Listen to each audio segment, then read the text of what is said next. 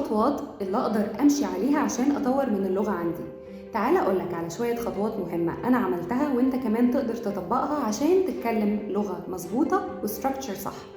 أول حاجة الأوديو بوكس أو الكتب الصوتية، ودي تقدر تنزلها وهتلاقي ابلكيشنز كتير جدا على البلاي ستور والاب ستور، وده هيساعدك إنك تكتسب كلمات جديدة عن طريق الاستماع فقط. تاني حاجة reading، لازم تقرأ كتير وخاصة القصص الخيالية لأن هي بتساعدك توسع من خيالك وتكون السيناريو في دماغك ولكن باللغة الإنجليزية. نمبر 3 writing أو الكتابة، لازم تخصص كل يوم من 5 ل 10 دقايق تكتب فيهم بالإنجليزي. هتلاقي صعوبة شوية في الأول لكن مع الوقت والممارسة الموضوع هيبقى أسهل. وآخر حاجة وأهم حاجة السبيكينج أو المحادثة، وده احنا بنوفره لك هنا في جو توكي. هتقدر تمارس اللغة مع مدربين محترفين هيصححوا لك من أخطائك ويساعدوك تتكلم زي الأجانب بالظبط. Thank you.